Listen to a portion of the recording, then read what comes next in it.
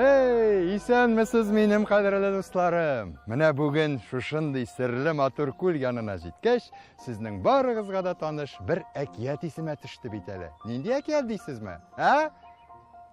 Дию-пәри? Юк, Дию-пәри түгел. Шүрәле турында? Юк. Күл янында булгач, ул әкият кем турында була? Дөрес, су анасы хакында. Әйдәгез, тыңлыйбыз.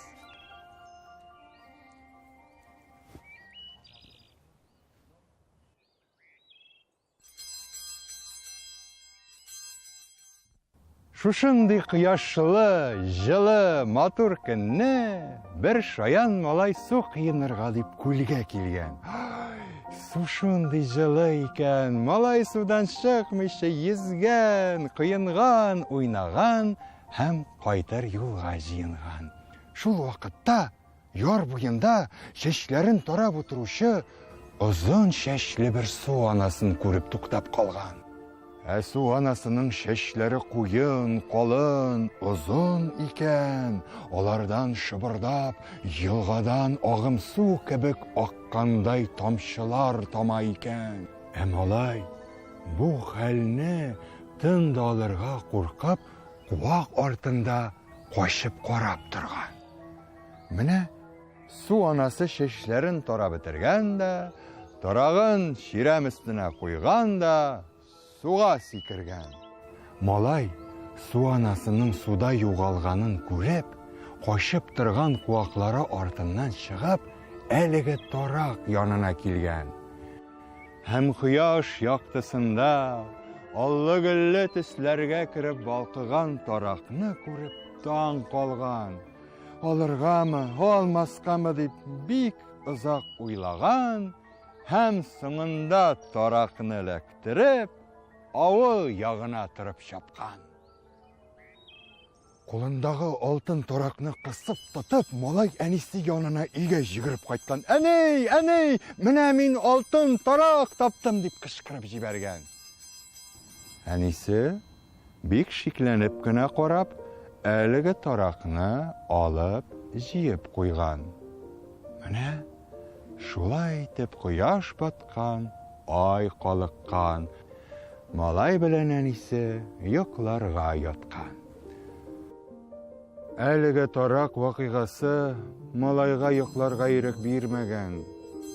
Урлауның начар гамәл икәнен белеп, ул бик озак борсаланып яткан.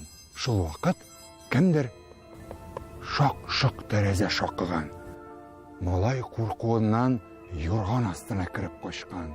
Эй, кем йөри инде вакытлы вакытсыз дип, әлеге тавышка уянган әнисе тәрәзә янына килгән. Малай да әкрен генә юрган астыннан башын чыгарып, тәрәзәгә таба караган. Тәрәзәдә ниндидер куркыныч хатын-кыз шәүләсе икән. Бу мин, су анасы. Эй! Синең малайың карак көпәкендез минем тарагымны урлап качкан иде. Бирегез минем тарагымны, ди икән. Малай кабат юрган астына кереп качкан.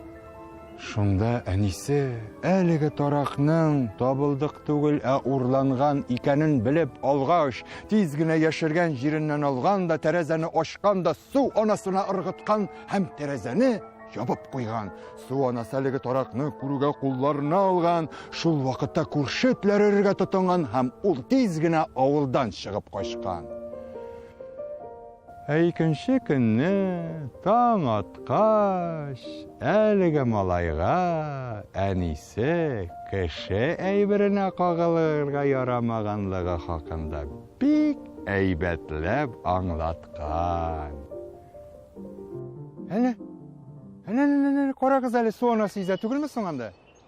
Юк, нәни дусларым. Шүрәлеләр, су анасы, Дию-пәриләре, алар шагыйрәне ялган. Бу хакта инде Габдулла Тукай безгә үзенең бик матур әкиятләрен язып калдырган. Шулай булса да, чын барлыкта кеше әйберенә сораусыз кагылырга ярамаганлыгын сез инде аңлагансыздыр. Ә мин сезнең белән киләсе әкият илендә, серләр, могҗизалар илендә очрашканга хәтле сау булашам. Сау булыгыз.